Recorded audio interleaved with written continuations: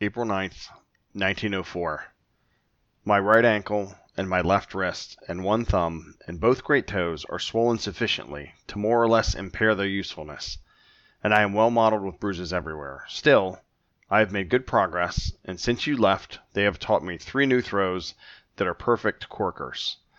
That's a quote from President Theodore Roosevelt in a letter to his son Teddy, and it encapsulates what it is like to be a Brazilian Jiu-Jitsu practitioner, particularly if you're like me, Kevin Pinnell, host of this podcast, a 45-year-old Brazilian Jiu-Jitsu practitioner for about 15 or 16 months now, been bruised, had surgery, tore things, but here's a sentiment I agree with even more from President Roosevelt. The art of Jiu-Jitsu is worth more in every way than all of our athletics combined. Pretty strong opinion, right? So President Roosevelt was a tough guy. He was a rough rider. He wrestled, and he knew even that early in the early 1900s, which is a little bit before, if you're familiar, not a lot of folks are. There's a lot of Brazilian Jiu-Jitsu history out there. Some folks only know it from the Ultimate Fighting Championship, and we'll get into how all those came to be. What I thought was very interesting, and particularly as a student of the art, is what's the way back history? What are the people that made this happen? What are the processes they went through to evolve jiu-jitsu, or as we'll talk about the different arts that it actually came from, and what progress did they make, and how did they do it, and what could we learn from that to apply today? So on this episode, we're going to look at the history of Brazilian jiu-jitsu from 2000 BC to today.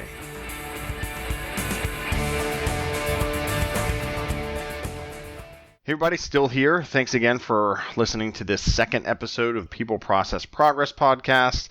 I'm your host, Kevin Pinnell. I was the host of the Between the Slides podcast, where we focused on primarily incident command system and some project management. We'll still touch on that here, as I mentioned. But today I want to focus on, again, people, process, and progress of Brazilian Jiu-Jitsu. And let's jump back into the way back machine. And before I do that, let's just say there is no definitive, every single name is down, every path is drawn out, history of Brazilian Jiu-Jitsu. And for me, again, a pretty new practitioner, still a white belt, but as someone that's got some life experience, some work experience, at 45 years old, I thought, you know what, I want to dig into what is the history of this. And I knew a bit of it from being, kind of a good student of the sport. And I think for anything you do, anything you're passionate about, whether it's a hobby or your job, find out the background. How did this come about? How did it change? How could I be someone that helps change it? I certainly don't plan to change jiu-jitsu, but think about how that translates to other things: project management, incident management, how you work on the street in EMS, whatever it is. And I mention those because that's things I'm familiar with and things that I've done. So let's jump back into that time machine, and I've got a bunch of different sources, a bunch of, Google searches and different things I've looked at. And so I've drawn together the best thing I can say. And again, there's no 100% definitive history that I have seen, because every site I looked at, every, source had a little bit of variation. So this is me pulling as much together as I could. So 2000 BC, Buddhist monks in India.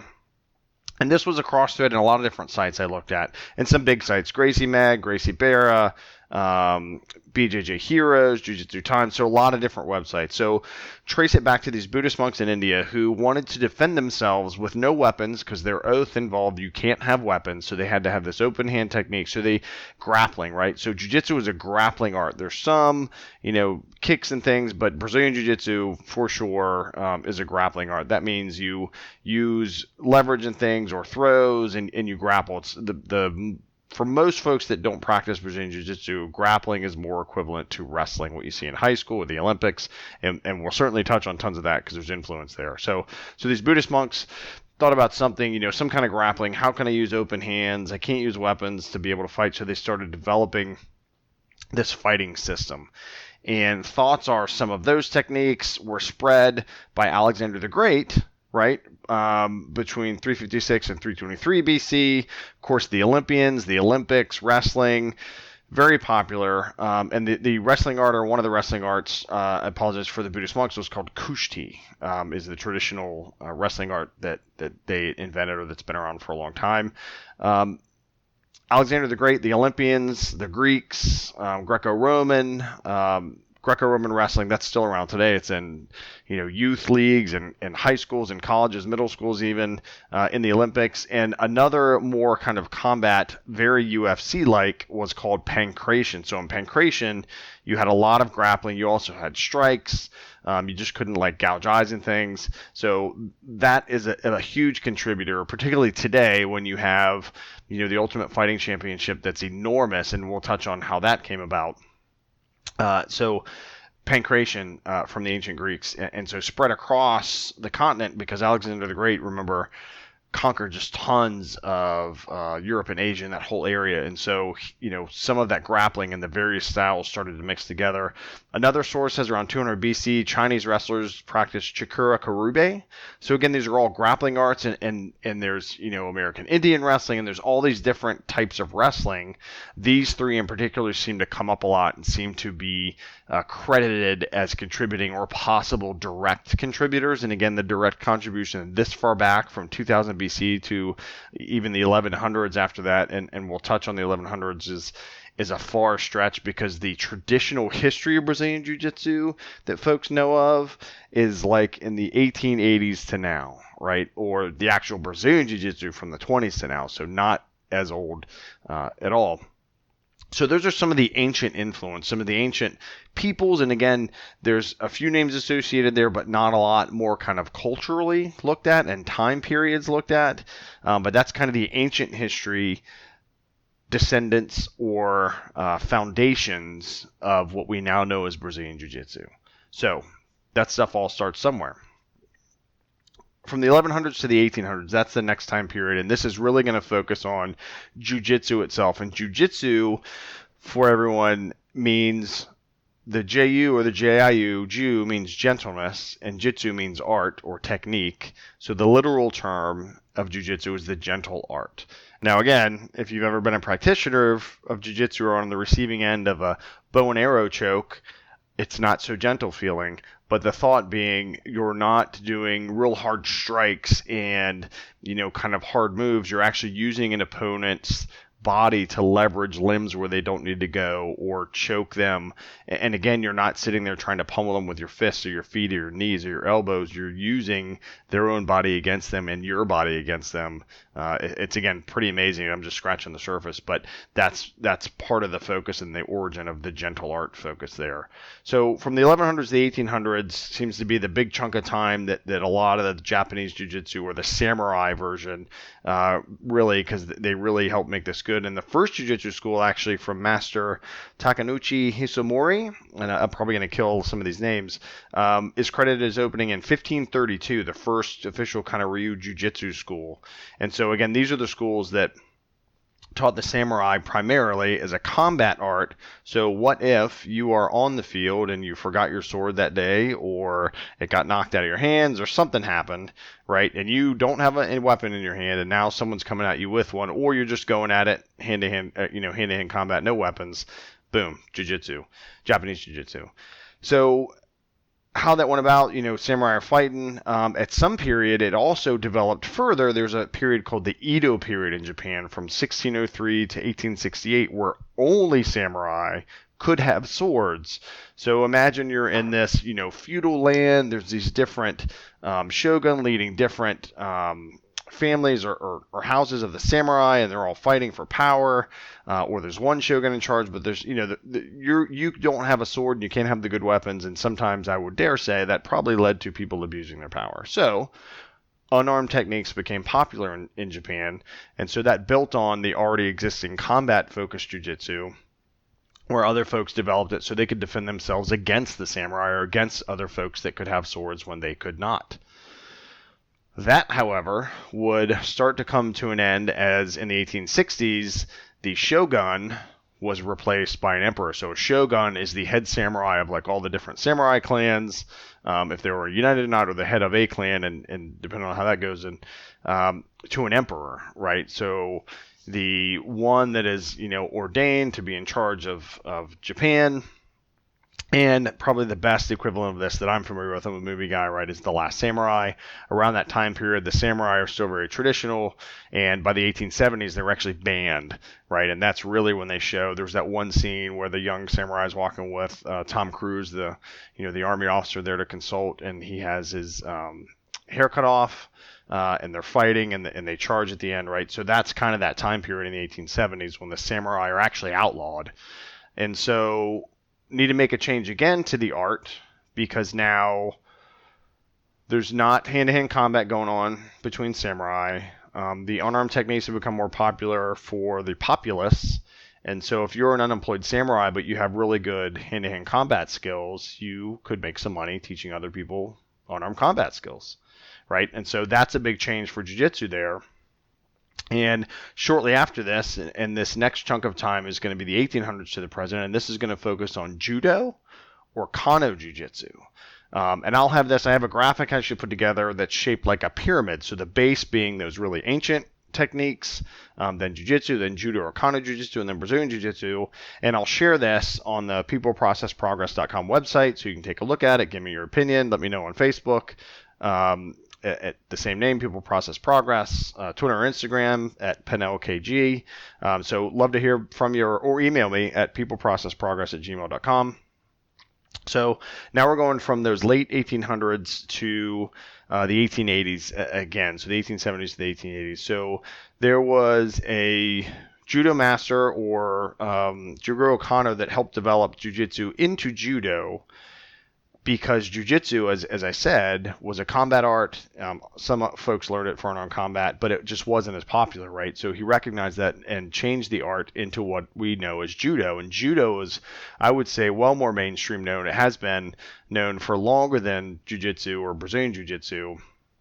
And it's interesting to me, one thing I talked to my wife about the other day, and I, again, love to hear y'all's feedback, is I am a jiu-jitsu practitioner, so I feel like everyone knows about it because I read about it a lot. I go to it 3-4 days a week. You know what I mean? So I'm ingrained in it. So in my mind, everyone knows about it. But it's funny if, and there's jokes and memes about jiu-jitsu people wanting to talk about it, to other people about jiu-jitsu, and it's pretty true. But most people don't know what it is. They have no idea. But, if you're in this world, if you're like I am, like we are as practitioners of it, you feel like everyone knows about it. Probably because the folks that you hang out with or that you train with all know about it, right? So, Kano changes jiu-jitsu into judo, recognizes the need. It's more mainstream. It can be kind of more of a sport. And so that's a huge change, right? So judo, that hitting people with the planet kind of thing where you're doing a lot of throws. There's still some ground game in there, but it's those really big, nice throws and trips and takedowns, and it's pretty amazing. So that's a huge, again, process of change for the sport, which is pretty awesome. And so one of Kano's great students that becomes one of his instructors is Mitsuyo Maeda. So, again, if you are a follower of jiu-jitsu, or if you read any history, you absolutely know the names Kano and Maeda, right? This is the some of the first lineage that is in most every jiu-jitsu history that I've read in a magazine or online or anywhere. And so Maeda is going to have a huge influence on the world that we love if you're a Brazilian jiu-jitsu practitioner or if you like the UFC, because he is going to go to Brazil in 1921 or the 1920s. And again, there's some variation in these dates depending on what you look at, but 1920, 1921 is what I've seen there really. And so Maeda goes to Brazil, and we'll get into that whole lineage because that's kind of the big path there that we'll jump into. But the other person I want to talk about is Yamashita Yoshiaki. And so Yamashita Yoshiaki is the one that went to America, or was in the United States, from 1903 to 1906. And that quote I read earlier from Theodore Roosevelt from the early 1900s is because that's who taught Roosevelt. So Yoshiaki had the opportunity to train Theodore Roosevelt. So, the thought that, jiu-jitsu wasn't as popular until, the 20s and then the 80s and 90s, and then mainstream, absolutely it was not. But it's amazing that one of our U.S. presidents was already kind of plugged into jiu-jitsu in the early 1900s, and pretty awesome. And hats off to him again, because he's a rough and tumble kind of guy. So it's pretty cool to hear about. And interestingly enough, too, in the research, there was a City of London police officer or sergeant named George Wheeldon who had learned jiu-jitsu, and I wasn't able to find where that was. So again, if you all know where George Wielden learned his jiu-jitsu, or decided to combine it with Cumberland and Cornish wrestling. So he helped develop the self-defense and the prisoner handling and the, unarmed combat for the City of London Police in 1906. So if you know about that, please let me know, particularly on Facebook when we post this, or Instagram, or email me at peopleprocessprogress@gmail.com. Would love to know that. But that's a huge thing too. So it was going to Brazil, went to America, and London. So jiu-jitsu is getting out there, right? And again, remember, between the 1800s to these early 1900s, trade routes are open. We have a pretty good relationship actually with Japan, so we're getting a lot of exposure to this. So the process of jiu-jitsu changing, driven a lot by trade and by global expansion and different powers coming up. And so pretty cool to look at how this proliferates, how this knowledge spreads throughout the world. It's still going down the road, particularly for judo, is in 1964 judo was first in the Olympics. And judo, again, if you see the folks that wear, it's called a gi. Most folks know it probably as a karate uniform, but it's the kind of pajama looking with the belt, and we joke in jiu-jitsu about pajama fighting too, so it's not really derogatory. But just going down the path for judo, 64 in the Olympics, and then women, and that was only male judokas or judo practitioners, and women then in 1988, that was the first time that women judokas were in the Olympics. So that was pretty interesting, I think. Another term for the judo, so Kano developed judo from jiu-jitsu from a need, and some sources refer to the judo as Kano jiu-jitsu, right? So really it's his name in particular stamped on jiu-jitsu and not necessarily completely changed to judo. So kind of an interesting take there. But again, we've gone from the ancient grappling arts with similar fighting styles in one article I read from grapplearts.com. And it was a bit of a different, I think, name where they actually used diamond-plated knuckle dusters fighting, but also grappling in India in a very old art. There's a picture of someone doing what's almost exactly like a modern omoplata. And so if you're not a jiu-jitsu practitioner or you just happen to not have that done to you yet, like I have, or read about it, that's pretty much an arm lock using your legs, which seems unfeasible, but again, that's kind of the magic of jiu-jitsu where people will get you positions or you see it and think, oh, that's not possible, I would just do this or that, and you can't. It's amazing. So that's kind of a cool connection. Then we've gone to the feudal Japan period, the changes in jiu-jitsu for the samurai and the public, and then it was banned. And then now we've got judo, Kano jiu-jitsu, as some folks refer to it, the spread of that to Brazil and America and England. So now let's move into the most well-known period in history and people and processes involved in the development of Brazilian Jiu-Jitsu. So in the 1820s, George Gracie immigrated from Scotland to Brazil. And so here's the Gracie name.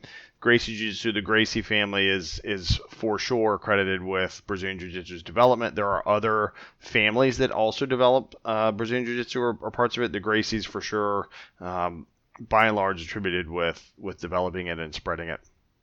And I'll go through and actually share lineage for the two schools I've gone to kind of at the end of this too, which is pretty awesome. Again, you should know where you come from in a given sport or hobby or something like that, I think. So we'll touch on that as well. But so George Gracie comes from Scotland to Brazil in the 1820s.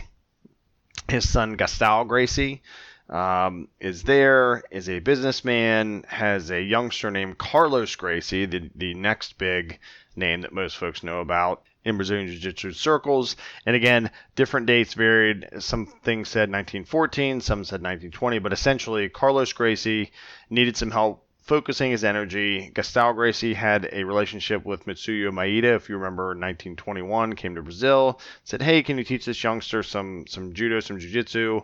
And he agreed, and then it started, right? So that is kind of the major flagpole that was planted, the major milestone in the process, if you will, to really develop and start Brazilian Jiu-Jitsu. Probably the first one, I guess, if we go back, would be George Gracie coming to Brazil from Scotland, and then being there when Maeda, happened to come through Brazil, and they made that connection, which again, the process of networking, which I'll touch on later, and relationships seems to have worked out pretty well for those of us that are practitioners and really the world who like the UFC. So Carlos Gracie becomes very proficient, starts teaching. There were 9 brothers, I think, in the Gracie family, and so he starts teaching his brothers. He has that one younger brother named Elio Gracie, and so he was sickly, he was frail, he was much thinner than his other brothers, so he didn't get as much training, and then Carlos recognized that Elio was actually pretty proficient, and a huge thing that Elio did is he adapted it to fit his needs, right? So he looked at the process of jiu-jitsu as it existed and realized this benefits bigger, stronger folks that can do strong movements and throws and things like that, and said, I needed to develop this for me because I'm not as big and strong as those folks. And he did, and just made amazing progress using leverage and, just technique, which can make a huge difference against people that are much bigger than you. And so Elio really refined it to Brazilian Jiu-Jitsu in that a smaller person can use their technique and skills and smarts and toughness and endurance, because all that goes together, but really use that leverage and those techniques to defeat a larger person. So he became the champion. At this time, too, martial arts and wrestlers, particularly a thing called Vale Tudo, which is actually kind of no holds bar fighting. This Brazilian Jiu-Jitsu developing, judo, karate, all these different things. They would fight each other. Plus, Brazil was a pretty rough place, and so Helio fought a lot. He was the family's champion, and then as he got older, Carlson Gracie, Elio's nephew, became very proficient, and then he took up the mantle as the family's champion. So they actually had kind of champions that would do the challenges, do the fights. And so what Carlson contributed and what he looked at through this process, and this was in the 1950s, was to add Vale Tudo elements, right, and add sport Brazilian Jiu-Jitsu and help develop it so it wasn't just for fighting. It wasn't just for combat, it was also sport jiu-jitsu. And if you look at jiu-jitsu today, there's tournaments all over the place, and in matches you can win by points, which means I get all these different positions on you, and if I hold them for 3 seconds I get points, so whoever has the most points at the end wins. Or you can do submission, which means I make you quit by choking you or making a joint go somewhere it shouldn't. So that sport jiu-jitsu has really ramped up, and there's huge tournaments and organizations, and we'll touch on that as well. But the next big influencer is Carlson's younger brother, Rolls Gracie, or Rolls, R-O-L-L-S. And so many believe that he was the greatest Gracie. He took over as the head instructor. Him and Rickson Gracie are kind of the two, folks that folks put up there. Now Hodger Gracie. So, but we'll touch on Rickson in particular later. So Rolls Gracie, as far as the development, the process of developing Brazilian Jiu-Jitsu, became very good at it. Also realized, I need to mix in other things, which, like anyone that tries to change a process that's been going on for a while, didn't get 100% agreement, right? Some folks thought, nope, leave it pure as the Brazilian Jiu-Jitsu we developed. Other folks believed in it. And so what he did was look at Sambo, which is a Russian grappling style that has very similar, locks and things. And they actually have a sport combat sambo. So that's a lot. If you know who Khabib Nurmagomedov is, he is the current UFC lightweight champion that defeated Conor McGregor for the title, and he came up as a combat sambo national champion. So still alive today, very popular sport, particularly in Russia again. So in addition to sambo, wrestling, like Greco-Roman wrestling, and you'll see if you practice jiu-jitsu today, or if you're a wrestler, it's a great base. You'll see elements of wrestling, and then of course judo. So there's still throws, takedowns, very closely tied to traditional judo. So Rolls Gracie saw that and recognized that he could make his game better, be a better champion for the family and head instructor by pulling those in. So he did. So he considered the feedback from everybody, looked at, hey, don't change it. It's this Gracie Jiu-Jitsu, and he said, yep, but we also need these things to keep making it better. So he did. So thank you, Rolls, for doing that. Thank everybody, all the Gracies, for doing it. But that's a great change and a great addition, I think, there. Carlos Jr., who's Rolls' younger brother. This is kind of the official development. The International Brazilian Jiu-Jitsu Federation was actually developed in '94, and that's what Carlos Jr. did. Rolls Gracie died, unfortunately, before his time, and so Carlos Jr. took over as the head instructor. And then he and Rickson Gracie, Helio Gracie's son, taught in California.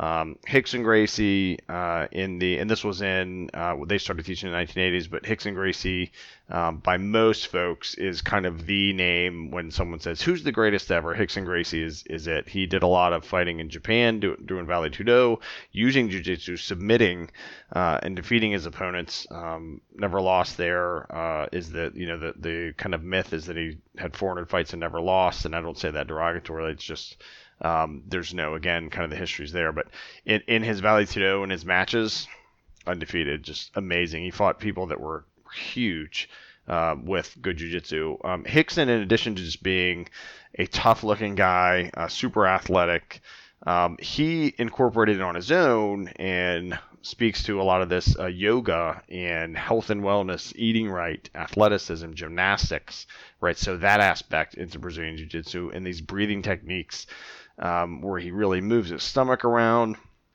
And so, again, he helped spread Brazilian Jiu-Jitsu to Japan, which is interesting, right? So Jiu-Jitsu came from Japan, was developed into Judo or Kano Jiu-Jitsu, got to Brazil, was developed by the Gracies, then Rickson took it back over there and used it against folks in Vale Tudo that were either wrestlers or other fighters and showed them Brazilian Jiu-Jitsu. So it's kind of a full circle. There is a great documentary that I highly recommend to anyone, not just jiu-jitsu practitioners, called Choke on Rickson Gracie about one of his big Vale Tudo matches. So it covers a lot of their background. It's pretty cool. It's a little bit older. I think it's from the 80s, but worth the watch. And so Rickson, huge influence, particularly in the 80s and the 90s, doing his big fights there, and well beyond that as a great practitioner and spokesman for the sport, and a lot of great stuff going on there.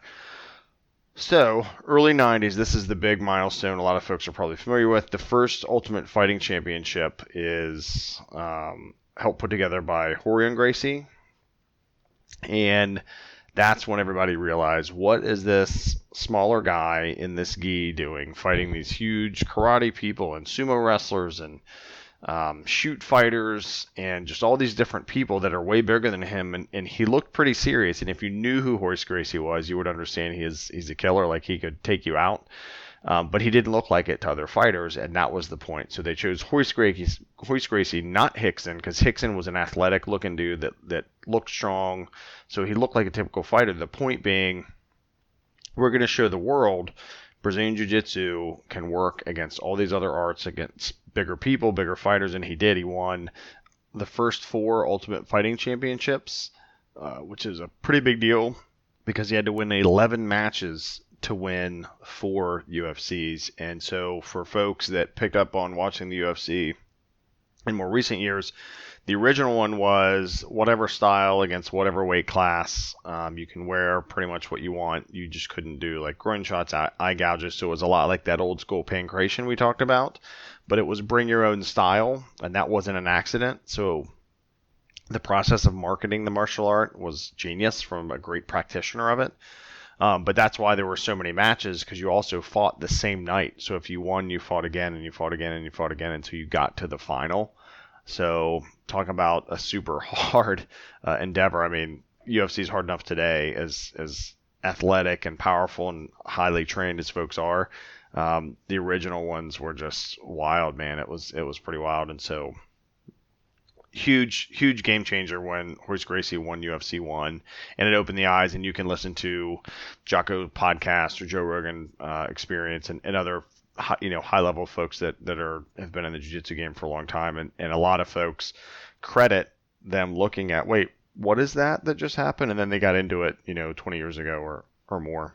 So shortly after that, in 1996, Renzo Gracie, who is Helio Gracie's grandnephew, opened what is known as Renzo Gracie in New York, but what is called the Blue Basement. So the basement's literally blue with blue pads and things. And so a key influence to the process and evolution of Brazilian Jiu-Jitsu that I found and have heard about is just who this gym has trained. Just so many world champions of today, of earlier UFC's Matt Serra, John Danaher, who's considered one of the best Brazilian Jiu-Jitsu coaches in the world, and my head professor, Tim Mannon, which is pretty awesome at Team Mannon Brazilian Jiu-Jitsu, and Blacksburg, Virginia. So pretty cool lineage there. But Renzo recognized, the opportunity with the UFC and opened the gym and has just done things. He was also a very successful Vale Tudo fighter in Japan, fought in the UFC. And so, really made a huge impact, like other, Gracie family folks on Brazilian Jiu-Jitsu and help grow the sport and recognize that. But the Blue Basement, the current, what folks consider the GOAT, greatest of all time, or one of them, Gordon Ryan, is from Renzo Gracie's academy. So pretty awesome to see that. And there's been many others. Other folks kind of bringing us up to today, and again, there are other very well-known and influential Brazilian Jiu-Jitsu contributors. So really, for me, looking at kind of milestone changes, and even the folks I mentioned would probably credit many other people, and they have in different things. And another documentary is called Legacy, and that one is focused on Renzo Gracie, also very good. He's a pretty funny guy. Amazing in jiu-jitsu, obviously, but also quite a character. If you watch that, you'll see. And watching Legend is what exposed me for the first time to the man in the arena, the speech that's written by Theodore Roosevelt. And if you haven't read that, look it up. I read it on a previous on the Between the Slides podcast, but I'll read it to you now. It speaks a lot. I actually have it now framed in my office. So here's the man in the arena. It is not the critic who counts, not the man who points out how the strong man stumbles, or where the doer of deeds could have done them better.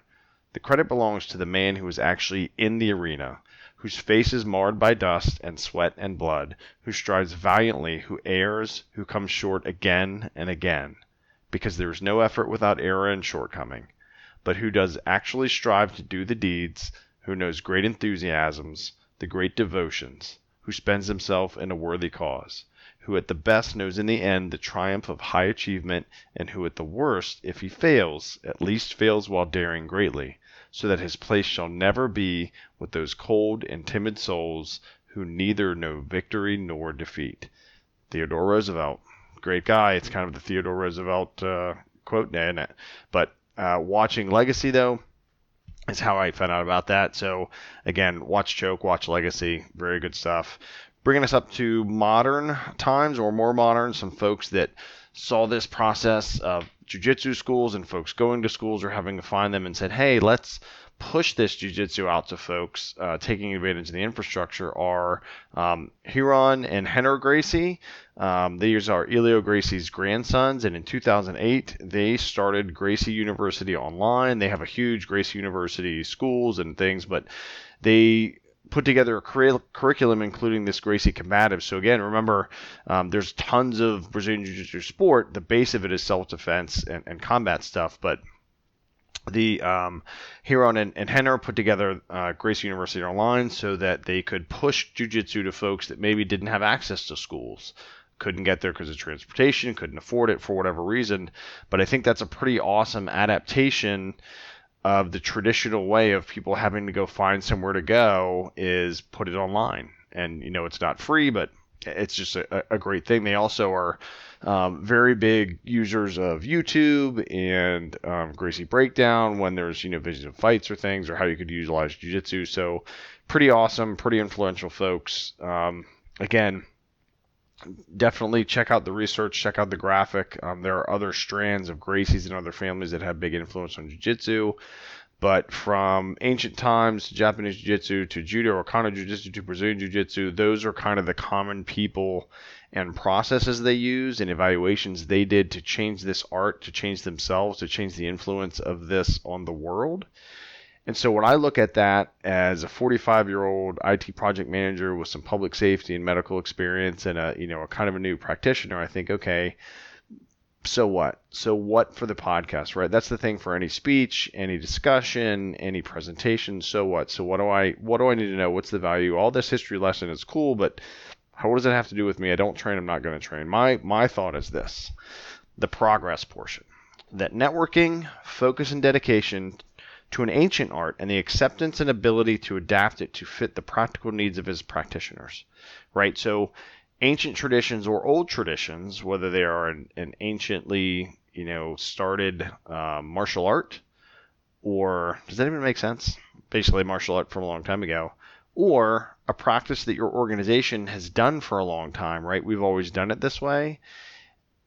For Brazilian Jiu-Jitsu, the Gracies saw this and adapted it, and then adapted it again, and kept adapting, and then kept mixing things in. And that's like an iterative process, right? That's like an iterative process for project management. And I'll get into this on a project management focused one when we focus on kind of from the pyramids to the project management body of knowledge. But the old, you have to do this, this, this, and this period waterfall, that's called, doesn't cut it for software. It doesn't cut it for manufacturing. That's where Agile and Lean and Six Sigma came from, because you look at something that's good at its core, good for its time, good for some things still, but at some point you have to change them and you have to adapt it to fit your needs. And so for Brazilian Jiu-Jitsu, people did that. They did it because of their physicality. They did it because they saw pieces they wanted from other stuff. And so, that's why there's also a blend called WAGIL, Waterfall and Agile, right? Let's line things up traditionally, but let's understand we're going to do this and validate it and do this and validate it, whereas we try and do some of that up front with other things. Some key contributors, I think, that everyone, or all the groups of people, or particularly the Gracie family and other folks did, was that they networked with others, right, inside and outside of their profession. And so for us individually, for us in whatever arena we're in, if we network with others both in our own departments, for some folks is a big challenge, right? Some folks don't get up, go around the cubicle and talk to folks, and then when they have a meeting about it in a few days say, oh, well, I never heard that, or I couldn't talk to them, or I sent the email. Get up, go talk to people, right? Inside your department, that's easy.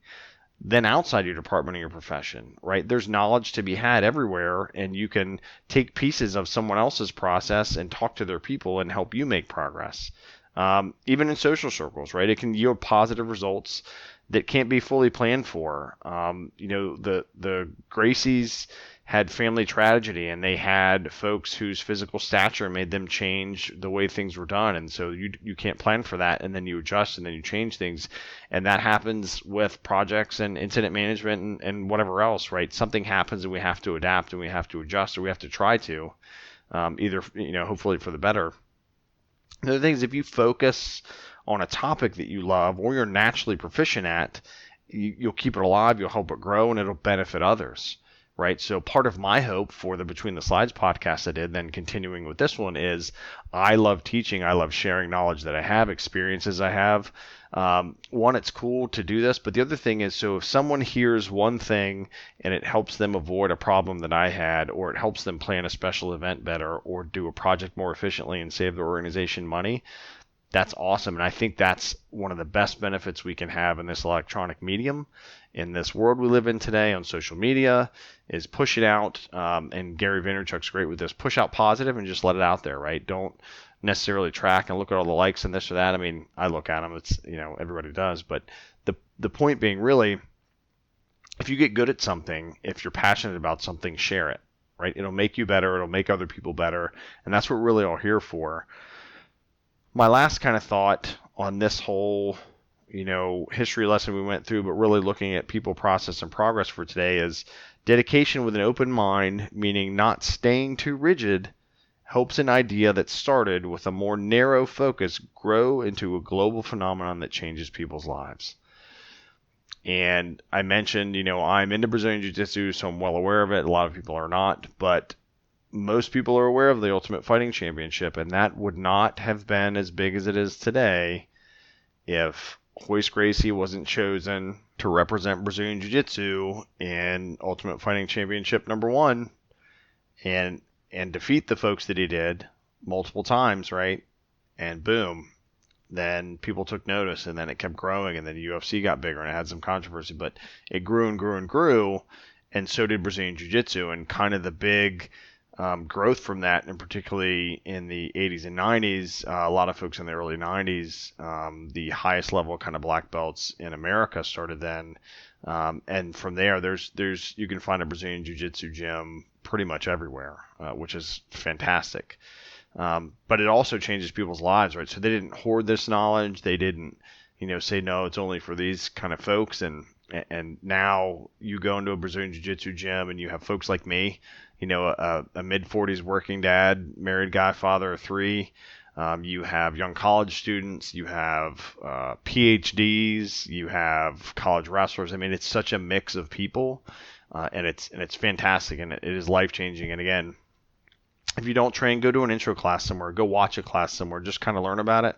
You'll get in shape. So there's a whole thing, don't get in shape, and I won't go down the whole kind of selling this to you, but I'll say just go check out a class, go try it. I highly encourage it. 2 places I can recommend because I've been there for sure are Revolution Brazilian Jiu-Jitsu in Richmond, Virginia. It's fantastic. They have an intro program, great people there. And Team Man and Brazilian Jiu-Jitsu, if you're in the Blacksburg area, it's outstanding. Both places are very welcoming. You will be sore, you will be tired, you will freak out sometime, but you will learn great skills and meet great people. Thank you, great people, for listening to this episode of the People, Process, and Progress podcast. I hope we will stay in touch. Again, peopleprocessprogress.com, Facebook, same name.